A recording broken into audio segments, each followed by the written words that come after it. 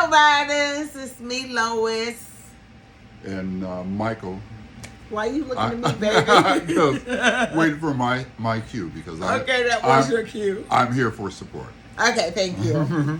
So we're here to review Love and Marriage Huntsville Season 8, Episode 11, Nell Razor. Nell Razor. So it starts off with, where it left off last week. And Nell says she doesn't need therapy. I think she does. But we'll get into that later. What do you think? Well, it's how you get into it because she still has a lot of street in her personality. Absolutely. And the street says you don't get therapy. Right, the streets. But we can't be listening to the streets because, a lot of us are not here because of the streets, okay? I got you. And she's long past the street, whatever yes. it is. I mean, she's doing quite well. Exactly. The house is beautiful. Gorgeous house. Yes. So, Nell's always talking about boundaries, so forth and so on. The first thing I want to start off was with when she came to Chris, because this is the first time we are hearing about this problem with the kids asking her for money. She said what she said in regards to the stress and her not passing her physical. That is unacceptable. There's nothing going to prevent me from passing the physical. If I break a nail, I'm going to the doctor. I need to know if I'm dying, what's going on, boopity-boppity-bam. Bottom line is, the conversation ended with her saying, I'm going to drop this in your lap, Chris. Because Chris said, hand me the load. Give me the load. I will take the load. And what did Nell do? See? Fought back. Okay. And she is a fighter. Yes. That's for sure. And, okay. She has a way of protecting herself. And that's fairly aggressive, actually. So. Right, but she doesn't need to because she has a husband who will stand by her no matter what. And everybody knows Chris always says, my wife, whatever my wife wants, she gets. Bippity boppity boom. Period.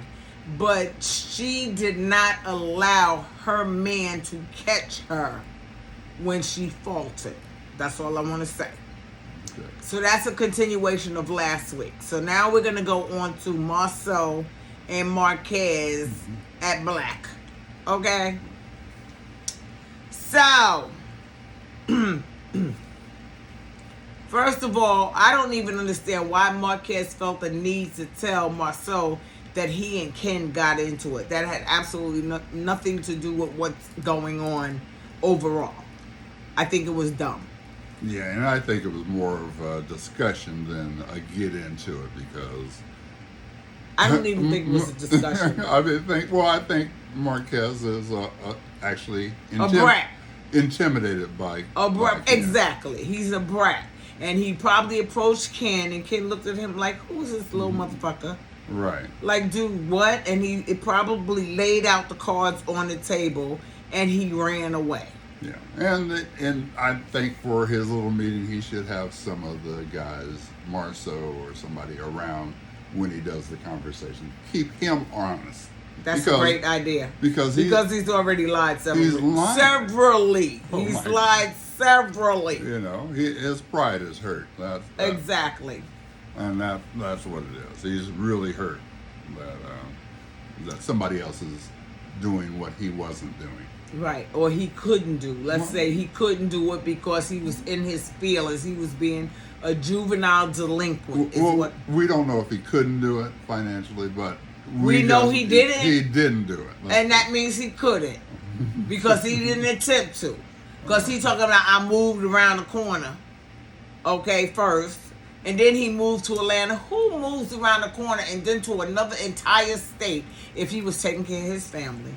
Explain that to me like I'm two. That's true. Okay? His discussion about picking up the kids was just ludicrous. Juvenile. It didn't make any sense. Oh, we haven't seen you in a long time. Well, yeah, you've gone, and been gone, and somebody else is picking up the slack. But they were. Here's the thing. Excuse me, and I didn't mean to cut you off. Go ahead. Ken has been picking up the slack before he left. It wasn't like he just started picking up the slack. Gotcha. He said he left because this man was doing A, B, C, D for my children. Right. Why weren't you doing that, Marquez? Explain that to me like I'm two. Huh? He can't. Because he's in his feelings, and he's going to have a hard time getting out of them, especially with a man. A man's man. Like Ken. Ken he's no bullshit. He just wants, this is what I do, I can do this, and that's what he's doing. And I can back it up. Hey. Well, it doesn't have to be that kind I'm just saying. Well, that's the way Marquez came off. Well, so, like, why can't I, boost Ken up? Right. Okay. But he said COVID broke him. Okay. Well, we don't know what he does or how he makes a living, so I can't go there. So I don't know what he did. But I'm just saying, you're talking about COVID and it broke you. So, okay, it broke you. I get that. So you was going through an emotional time, and your wife tried to be there for you, but she loses 3 family members, 2 within 6 months, mom and dad, and then her sister. And you say your only response is, well, I've never had anybody in my family die.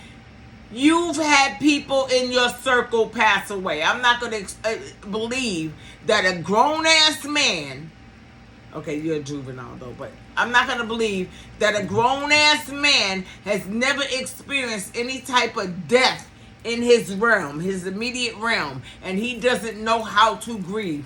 I'm sure he's lost a friend. Right. Or something. What are you doing?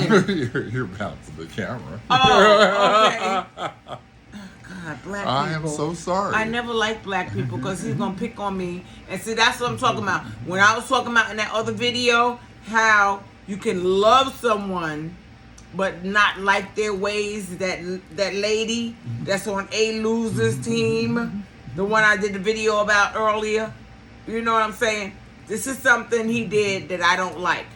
But that doesn't mean I don't love him. Yes, baby. Mwah. Okay. All right. That was for the cameras. Back to business. Okay. So, Marsau was, I have to say, Marsau was.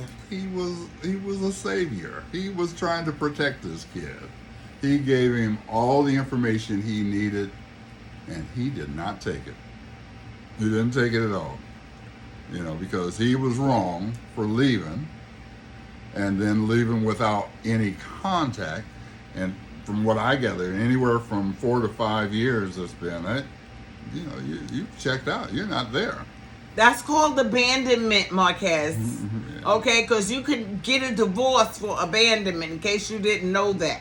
Okay, so I'm gonna need you to look it up. Okay. But Marsau had me. I mean, he had me. I was sitting on the edge of my seat. I said, see, that's the Marsau I like. Up until he compared Marquez and Melody. I'm like, what? Melody was in a marriage with an habitual philanderer who then had a baby out of wedlock, but she still stayed with this man. 5 years passed when she should have stayed. But you're saying that she left the marriage because what? You lost me on that one, Marsau. Ain't nobody talking about that, but I'm going to let you know you lost me on that at that one, because that don't... It doesn't equate. You're right. Apples, oranges, grapes. Shouldn't even been in the same picture. Exactly. But that, you were doing good up until that was his opinion, and he would make a good counselor somewhere. He could possibly make a good counselor, but LaTricia would ruin that for him, I'm just going to say, because she doesn't know how to get along with other pretty black girls. Okay. That's my opinion. I said what I said, and all these comments are alleged, and in my opinion, and in...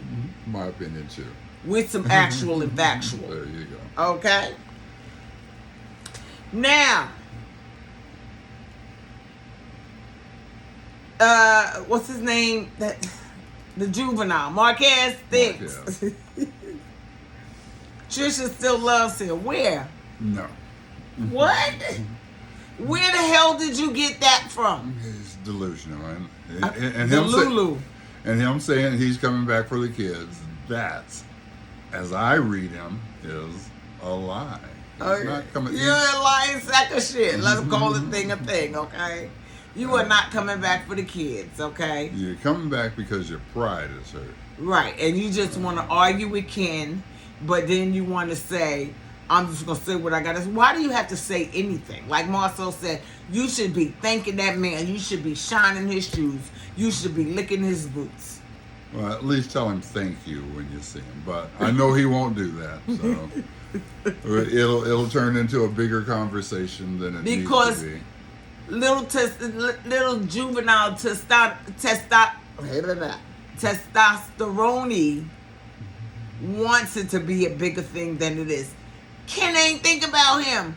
Ken is being a man. He's out here manning in this world, doing what things come naturally to him as a man.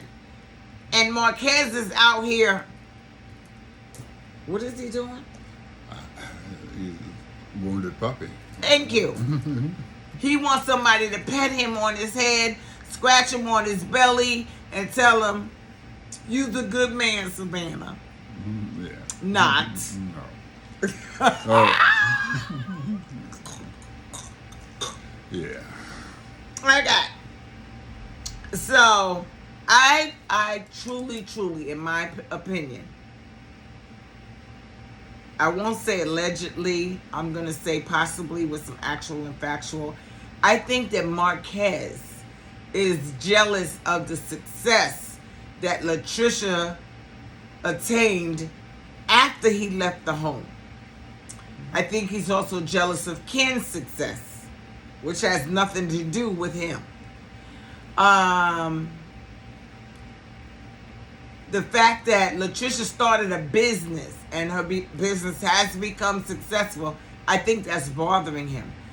Why do you feel you need to come back and have a conversation with a man who has literally done everything that you were not willing, capable, or able to do in the last 5 years? All right. And then my other possible view on this is a money jump on Marquez's part. So Marquez. He got invited to the show, and they're probably offering him some money, if you say. And he jumped. So that's it. They said, "Here, doggy. I'm sorry, and I don't mean to call a man or any human being a dog, but it's like they dangled the bone in his face, and he said yes, and that's the only reason he's there, because Ken and LaTricia were invited on this show to be cast members, and he saw the dollar signs when he woke up and found out that they won the show, and the dollar signs literally shined on his eyes like a slot machine, and he showed up. I don't know, because I don't. 5 years and no contact. And now all of a sudden you want to be there? I saw you on TV, so I think. Yeah. Oh, okay. Well, legend in our opinion. Yeah. With some actual and factual. You bet. Okay. So we're going to get off him for now because there's more to come later. But the scene with Melody and Nell in regards to therapy.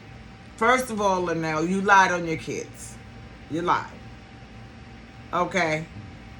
And I get that you don't think you need therapy because what you say goes, and I told you so, and all those other colloquialisms and all those other little wisdoms and things that certain millennia tell their children. But you didn't even think about it in a quiet corner by yourself. You just rejected it out the gates. Well, it's street. I mean, street tells you. You can't can't bring somebody else in from the outside to help out on your family situation. Well, I wasn't raised like that, so I don't know what he's talking about. I came from a different breed. Remember, I'm from New York. He's from here in the Pacific Northwest. All right. You know? Okay, so we went to counseling because remember, we lost our mama. Well, I lost my mama at 5, which means my brother was 4, my sister was 3, my other sister was 2, and my baby brother was 1. Okay, so, and we all got separated and went to foster homes before my grandmother adopted us. So we've been through therapy. It has never been taboo for us. So I don't understand this. It's like routine 6. Having a conversation with your best friend. Okay, your therapist is not your best friend, but it's somebody that will actually listen to what you're saying without interrupting. I agree. And I think the kids should have been able to talk to the counselor by themselves without her there. But she that's kept what they cutting them off. That's what they wanted to do, but this was the first session. You think they're going to have more? I don't think. Not if Nell has her way, they won't have any No, more. I don't think they're going to have another. But I do think the kids will follow up. I do think Chris will follow up. All right. Well, And I think Dr. Francis will follow up. Well, I think Dr. Francis will make her come to something or talk to him again at least. Yeah. We'll see. But the conversation with her and Melody was the sweetest excuse me, I bit my tongue. The sweetest conversation because Melody came to her or talked to her as a friend. Well, wait a minute. Let's talk about those glasses on the table. Sip happens, okay? I was loving those glasses that Melody had on her table. And hopefully those are from her home accessories line that she has that everybody seems to have forgot about. I'm thinking that's from her home accessories line. But we'll talk about that later once I do some investigation on the streets of social media. Melody the internet. Yeah, Melody put it to her very nicely in a way that she could accept it. Seems a lot better than her family could express it to her without her getting upset about the idea. And Melody's probably had counseling. Melody has had counseling. Okay, so she knows what it's about. So she steered her in the right direction, and at least she listened and stayed around while he came in and talked. So I guess so it's a start. You got to one step at a time. One step at a time. That's it. That's it. Okay. Yeah. So one of the things that Melody and Nell talked about how Nell is keeping things from Chris. But when Nell tells a story to the counselor and the children, she says Chris doesn't listen, or Chris doesn't do, or Chris doesn't this, or Chris doesn't that. How can he if you're not letting him know what's going on? Explain that to me like I'm one now. Okay. Well, I don't know that part. So. But she did say that. Okay. She said that to Melody. Okay. But then when she was in with Dr. Francis, he don't listen, and in the confessional. But the bottom line is, you agreed to drop it in his lap. So if you're going to drop it in his lap, you have to drop it in his lap and zip it. Okay. Period. Well, one more thing. We talked about this part too. All right. So she's loaning the kids money. She's saying, yeah, if money's such a big deal, say no. But I'm looking at their house, their clothes.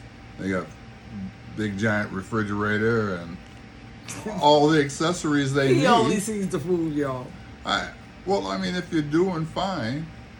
What's the problem? Yeah, what's the problem with loaning? Because you created this monster. And if you don't want to loan it, just say no, or I can't spare it right now. No, not just I can't spare it. No. No, because if she says, listen, okay, listen. If she says no, there's no stress. But if she says, well, let me think about it, and she thinks about it, and she ponders over it, and then she goes to bed and she thinks about it, but she's not having a conversation with her husband, she's taking on that entire burden by herself. Okay. All right. Well, okay. And I don't know how much money it is, and I don't know the particular situations, But if you didn't want to loan out the money, don't. Don't do it. And if you did loan out the money, don't shut up about it. Don't complain about it. Exactly. That's all I gotta say. Thank you, baby. Oh, you're welcome. Okay. So now we go to Chris, Nell, and the kids in the therapy session. And you know I'm skipping over a lot of the episode because we can't give you a play-by-play, minute by minute. You know, remember that song, baby? Minute by minute. Yeah. Look that up, y'all. That's a cool song. That's from back in the day. Y'all don't know nothing about that. Doobie Brothers. Oh, I can't stand him for knowing that. Okay. So anyway, Chris and Nell and the kids. Nell's still yelling, y'all. She's still yelling. But I want to ask y'all a question. Because it sounded to me like Nell said to Chris, until your dark children. Honey, I rewound that at least how many times? 6 times, maybe 7. And then today we rewound it again? Yeah. And then you said you heard it? I heard it. See, it wasn't in closed captioning, but it was... Right, because it said in closed caption, because we turned the closed caption on, let's be real clear. It skipped the word, but you heard 3 words. Yeah. Your dark children. It didn't say your children. It said your dark children. I'm going to need y'all, please, to work with Michael and I and go back and look at that and tell me if you heard what I heard. Because a lot of people skip that part. Your dark children. Because the children that Nell has with Chris are dark. Yeah, I didn't hear it at first, but after I listened to it, yeah, she right, because it's she like said dark. There's something. Your and blank children, but the closed caption didn't show that space. So Michael says, it says your children. He's looking at the closed caption. I said, but there's another word in between there. Please, low riders and mic drops. Okay. Go ahead and look at that again and tell me if you heard your dark children. If you didn't hear that, I am willing to apologize to Nell for telling a lie on her. And that is alleged in my opinion. All right. I'm not going to even say the other thing I say. That is alleged in my opinion. Okay. With some actual facts. There we go. I thought I'd throw it in. Okay, thank you. So, Nell feels like they don't listen to her. And I get where she's coming from, that the kids don't listen to her. They don't listen to her because she doesn't listen to them. But she doesn't see that. This phone, Michael's phone is going off, so please excuse that sound, guys. I don't know why I threw it on the floor. I got issues. Sometimes my mental comes out, you know what I'm saying? But, Nell, if the kids are talking to Chris and he's listening to him and you're not listening to the kids and they're trying to talk to you, but you're not sharing this information with your husband, how do you expect him to understand what's happening? And then you're trying to make it seem like it's good cop, bad cop. You want to be the bad cop. Period. That's what you're displaying. You want to be the bad cop. Chris is automatically the good cop because he listens to his children. He listens to not only his children, he listens to you.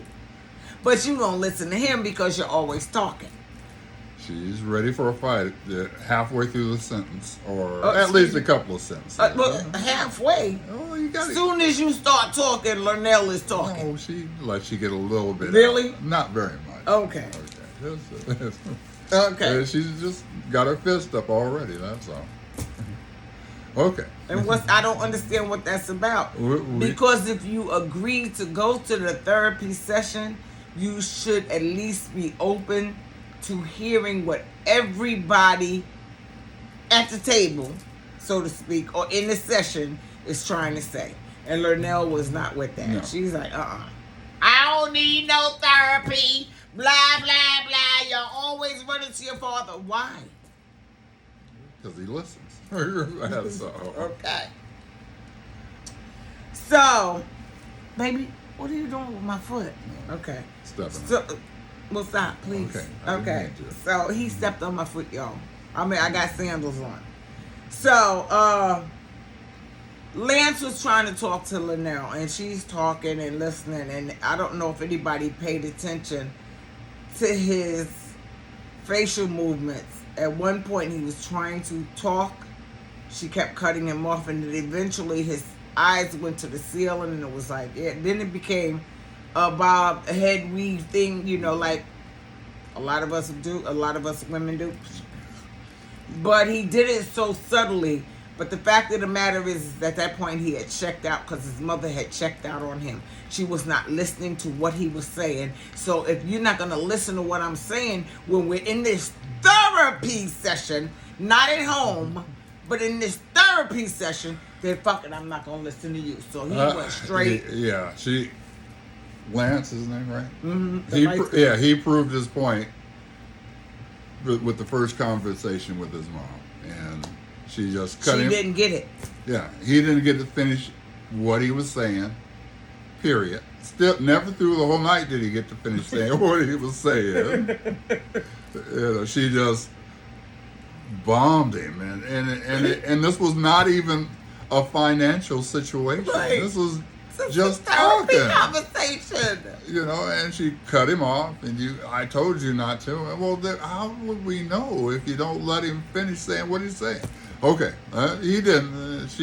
She didn't, and he didn't get to say what he said, and both of them are a little hurt behind it because she didn't quite get it. She still, at the end of the therapy session, I don't think she got the idea that she was cutting anybody off from speaking their peace of mind without giving her peace of mind before they even got it out. Right. And I was watching everybody in the room, and they were listening, but I was especially watching Chris and Dr. Francis, because Chris sat there with the patience of Job and watched his wife act the flip out, even after she said, "I'm going to drop it in your lap." Yeah. And she just couldn't. She couldn't let it go. So the good cop, bad cop thing is because Nell wants to be the bad guy.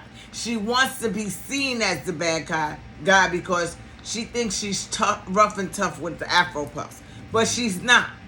Because you have failed your medical examination. You have allowed these things to control you and dictate your emotions. Yeah, money should not be the root of your bad health. Right, exactly. You got money. You should be able to, and if the kids are aggravating you, because I don't think from the point you brought that conversation up to your husband in his office until the time y'all got to Dr. Francis that those kids bothered you.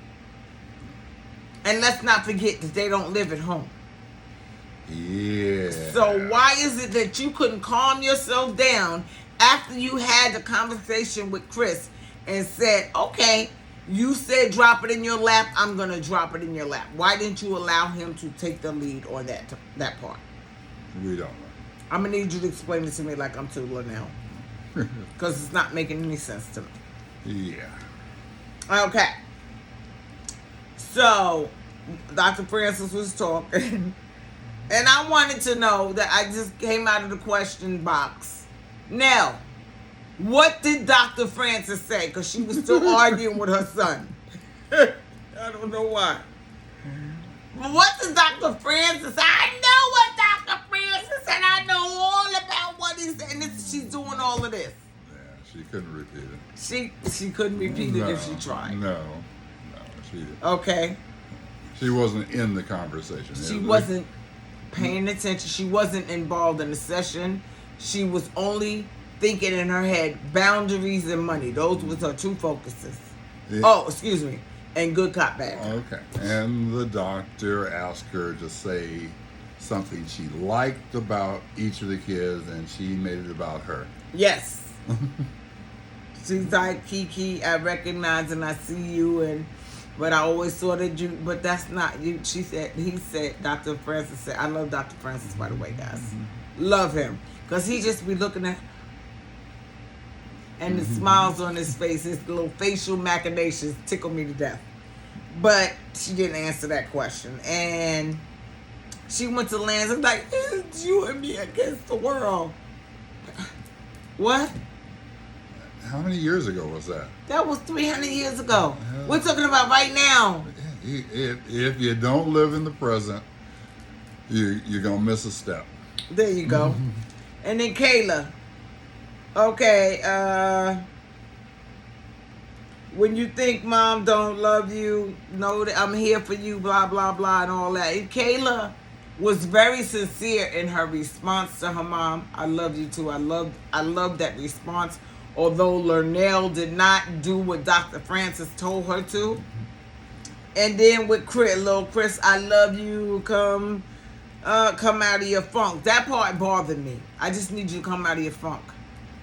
It's not that easy when you have parents that a parent that doesn't listen to you, because Chris listened to. Well, there must be other obstacles going on. Right. He's been arrested. We know he's been arrested. There's a lot of stuff going on. We don't know his mindset either. Right. And it seems like she's holding the financial part about it, because we heard her talk about paying bail money and so forth and so on. We heard her talk about these things. She didn't literally say little Chris's name, but I'm sure he felt it. Right. So he's checking out just like his brother Lance. Right. You know what I'm saying? Because it's like I can't express to you what I'm feeling and the depression I'm in, because you want me to snap out of a funk like it's just and I can't do that, Mom. I'm going through some things. This is why A, B, C, or D happened. But you're not listening or you're not hearing. Yeah, he probably never gets to express his story. Okay. Yeah. Well, you laugh at him. Don't laugh at him. Okay. I'm not. Okay. All right. Because he look like his daddy. Yes, he do. He look like his daddy. And he looks like he doesn't say hardly anything. Yeah, because she always talking over him. The girls, I could see her giving Linnell pushback. But Chris probably just sits there and just looks like he looks like, oh, Mom, you know. I could see him doing this. Lance, being the oldest, is like, Mom, I've been through you with all this. I seen all the ups and the downs and the ins and the outs, okay? You can say no, but you can also listen. I'm not doing that because I told you and what I said was right, and I knew I was right. So I don't want to have to say that I'm right even after you explain this long story. I just don't want to hear you. You know, I just don't want to hear you. Sometimes I just don't want to hear you. She literally said that. Okay. And that's fucked up. Yeah, that's pretty bad. Because this is telling when a mother tells her child that sometimes I just don't want to hear you, but it's because now he's 30-something years old and he's been trying to talk to you since he was 2, and every time he tried to talk to you, you were cutting him off and getting your point across, and it's still sometimes I just don't want to hear you. You know, Lance comes across more mature than Marquise, is that his name? Little Chris. Oh, Marquez. Marquez. Oh, absolutely. I Absolutely. get his name wrong. Sorry. That's actually. Sorry, Marquez. Yeah. Why because I got his name wrong. Okay, sometimes we get names wrong. Okay. Okay. All right, we do that from time to time. Marquez is acting like a little brat right He's now. a brat. Yeah. Okay. So I did like Dr. Francis saying, continue to fertilize your children with love, and of course they'll grow. And that's the bottom line. And I think that is what Chris has been giving his children, including Lance. And Nell has just been giving them boundaries. That's it. Yeah. It's not tough love. Nell says she got it, I guess. It's not tough love. It's just, I don't want to hear it. Exactly. That's exactly what it is.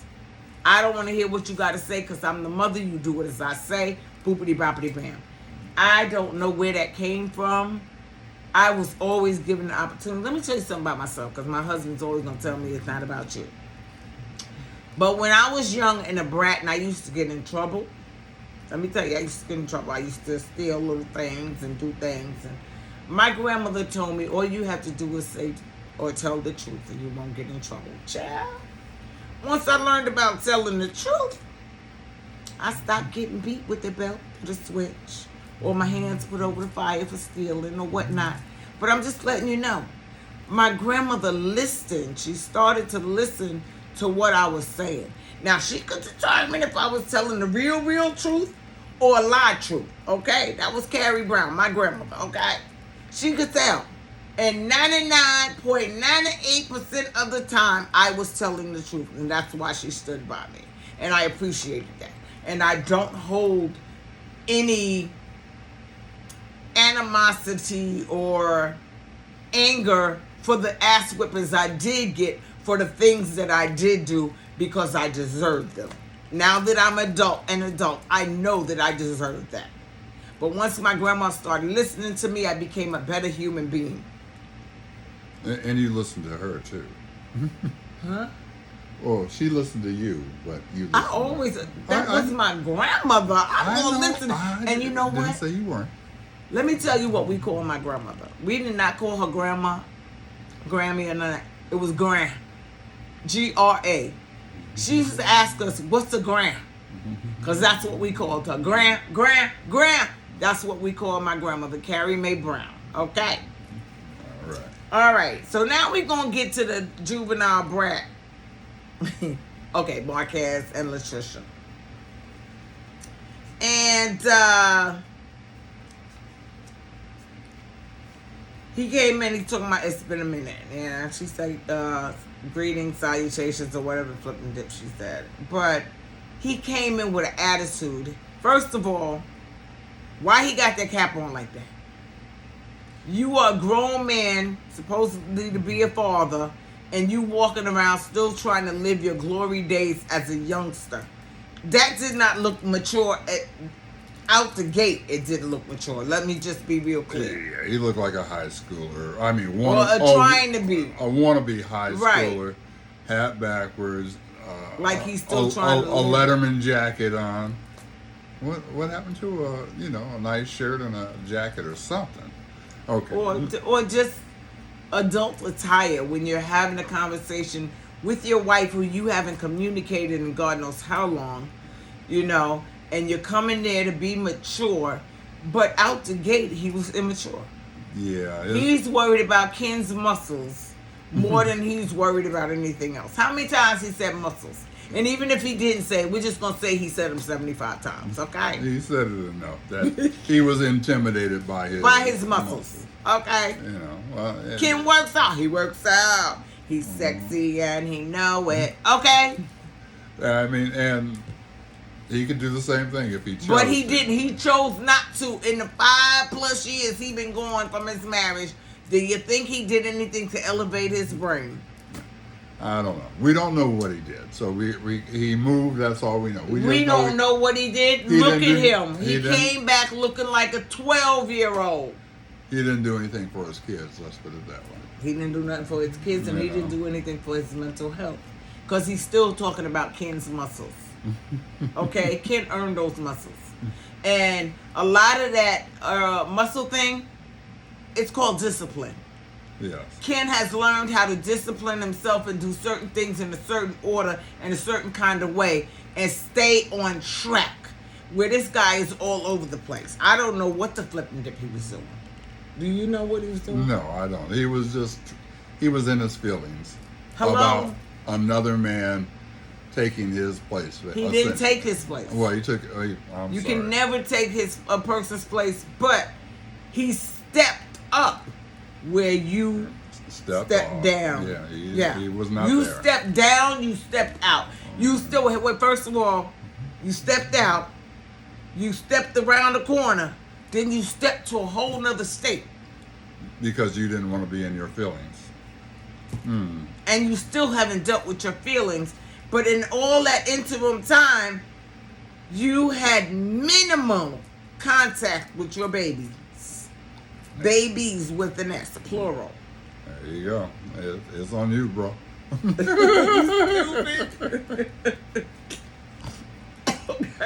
Sorry, I didn't mean to choke you up. Oh my God, he almost choked me with that one. Okay, because Michael don't know how to cuss. And he really don't know how to do slang. He's born in the Pacific Northwest, okay? Oregon. Hey. That's how we all say it in every other state, Oregon. He don't know nothing about cussing and none of that stuff. He be trying, though, y'all. He be trying. He been around me long enough, and he still don't know how to cuss. Because it's inbred. You know what I'm saying? Okay.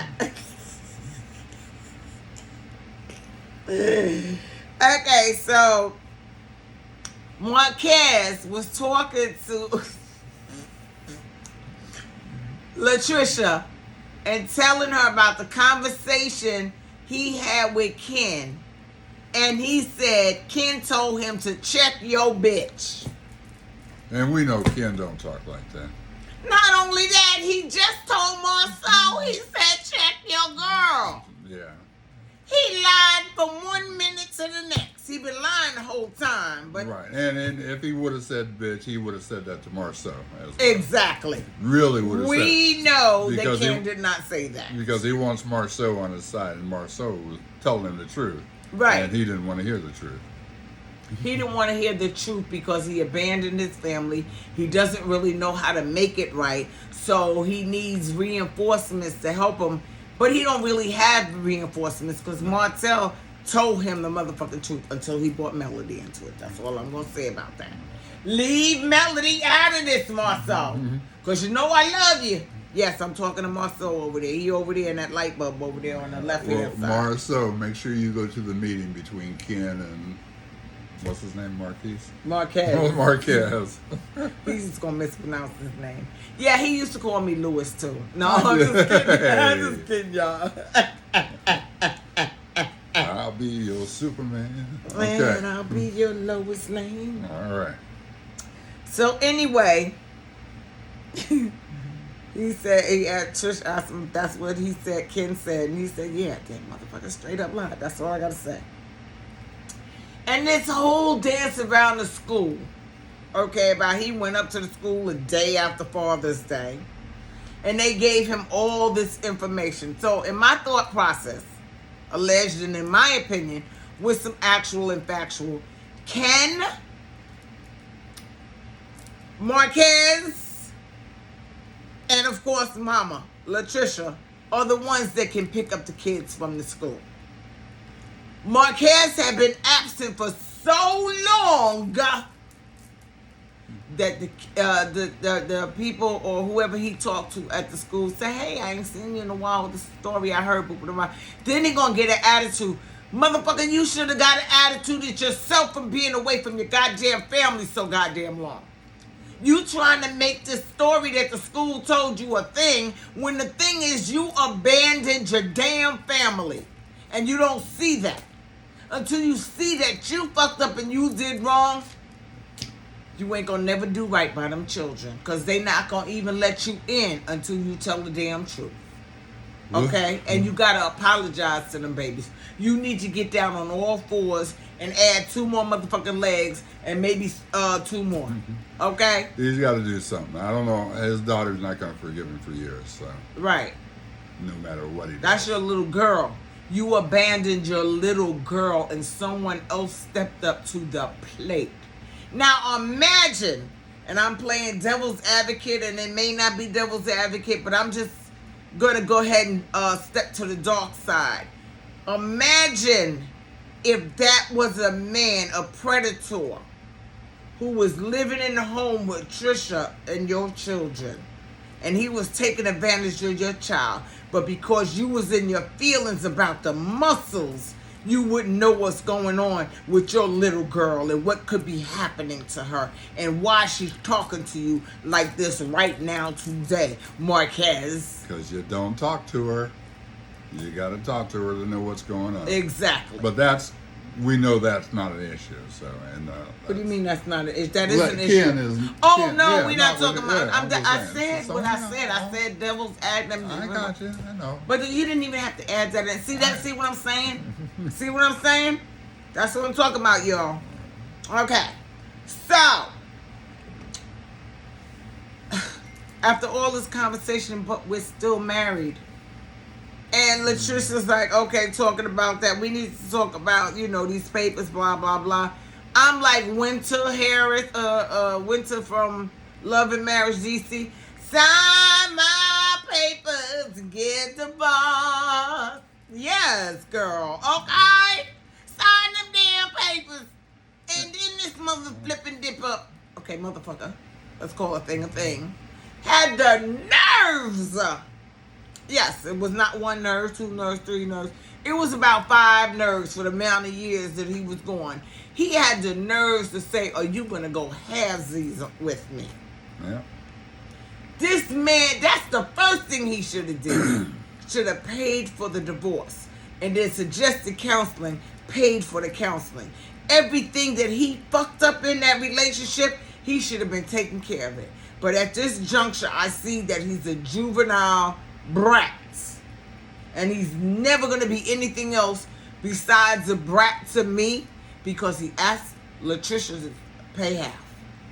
You want to go half on the baby? That's basically what he's saying to LaTricia. You want to go half on the baby. And he want to know why his children don't love him and call Ken dad. That's it right there. So, I'm like, dude, what? I'm befuddled that he even asked for that. You know? Yeah, so am I, actually. That was unnecessary ask. It was uncalled for, it was necessary, it was juvenile, it was immature, and it was fucking petty. You're insecure about a man with muscles stepping up to the plate to take care of your wife and your children because you abandoned them. Literally abandoned them. They didn't know where you were at. Okay? Once you settled in wherever well, it's not really Sin City, but it's the second Sin City to me, Atlanta. Okay? It's the second Sin City. You settled down in Atlanta, then you probably decided to contact them and let them know where you were at. But I want to ask you something, Marquez. Did your children have your cell phone number where they could call you 24/7? I'll wait. Did your children have your address where they can mail you a letter? I'll wait. Did your children have your social media handles where if all else failed, they can get a hold of you through social media? Well, if none of these things are true, Ken, I'm sorry, Ken, I apologize, Ken. If none of these things are true, Marquez, then I'm going to need you to shut the fuck up about Ken with his muscles. Because muscles stepped up. And you stepped down and stepped out. Okay? And then stepped away. You did too much stepping away and down and out. Okay? You abandoned, not just left. You abandoned your family with no visible means of contact for them to get a hold of you. And now you're sitting here talking about, but we're still married. And? Yeah, with no contact, so, but this was all alleged. We don't know for sure if they had no contact, but he said he didn't talk to him, and she said she didn't talk to him, and the kid said, well, at least they said the kid said I hadn't talked to him in 2 years at least. So that's a long 2 years time. is a long time. So if you've only contacted them once in the 4 years that you've been gone, you're a piece of shit. That's all I gotta say. I don't give a flipping dip. Even crackhead dads and deadbeat dads and runaway dads, cheating dads, try to contact their children more than that. What the fuck were you doing that was so important that you could not contact your children, at least on their birthdays? Okay? Okay? Okay. Did they know how to reach you on Father's Day? Did you send them anything for Christmas and their birthdays? Did you send their mother a gift on Mother's Day for taking care of your children after you abandoned them? We don't know, Exactly. but we don't think so. But I want to end this right here now because Marquez, I was going to talk about the previews for next week, but you know what? I don't need to do that. Okay. Marquez, get your shit together. I need you to step back and regroup. If you have to take some classes to do whatever it is, take some healing oil or something. I'm going to need you to do something before you come back in the room talking about Mr. Muscles, okay? Because Mr. Muscles has done everything that you have not done for the last 4 years. And if you don't like it, oh well. We don't care. Okay. Anything else to add, babe? No, nothing to add. Thank you for inviting me.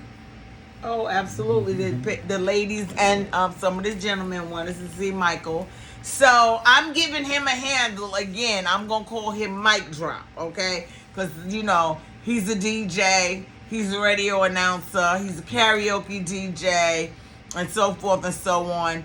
And our production company is actually called Low Mic Productions. So he's going to be Mic Drop. And, of course, you know, I'm Low Rider.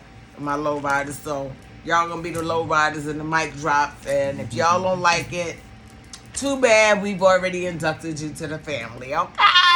Thank you we for love watching. you guys so much. Wakanda forever. Mwah. Peace.